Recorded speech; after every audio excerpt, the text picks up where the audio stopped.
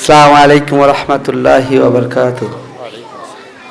উপস্থিত আজকের এই অনুষ্ঠানের প্রধান অতিথি, বিশেষ অতিথি সহ আমার শ্রদ্ধেয়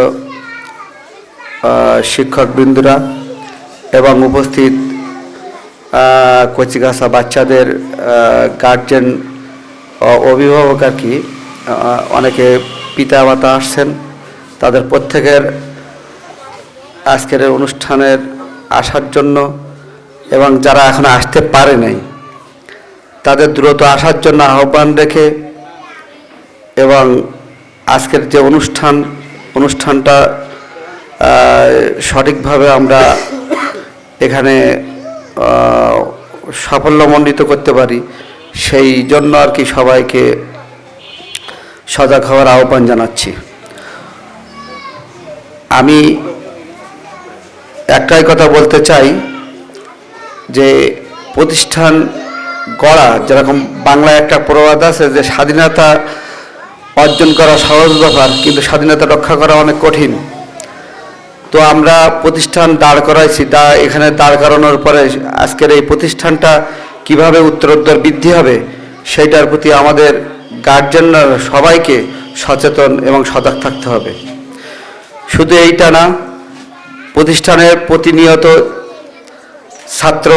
ছাত্রীরা যখন এখানে আসবে পড়াশোনার জন্য, শিক্ষক এবং অভিভাবক উভয়ের সমন্বয়ে যাতে প্রতিনিয়ত তারা ক্লাস করতে পারে, ক্লাসে কিছু শিখতে পারে, কে আসতেছে না তাদের প্রতি শিক্ষকদের খেয়াল রাখা এবং অভিভাবকদের তাদের নিজের উদ্যোগে আমার বাচ্চাটা কেন যাচ্ছে না বা না যাওয়ার কারণ কি, কেন পড়াশুনো হচ্ছে কি না তাদের খোঁজখবর নেওয়া, সব কিছুই আমাদের মানে মাথার ভিতরে রাখতে হবে। একটাই যে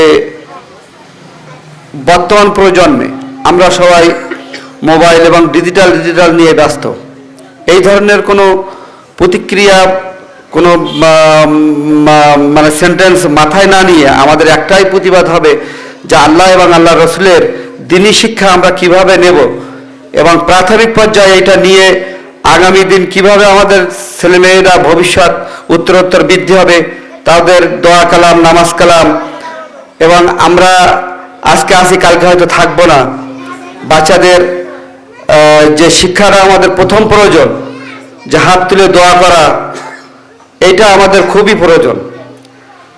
তো এই জন্য আজকে এই অভিভাবক সমাবেশের ভিতরে সব আলোচনা হয়তো আমি করতে পারবো না।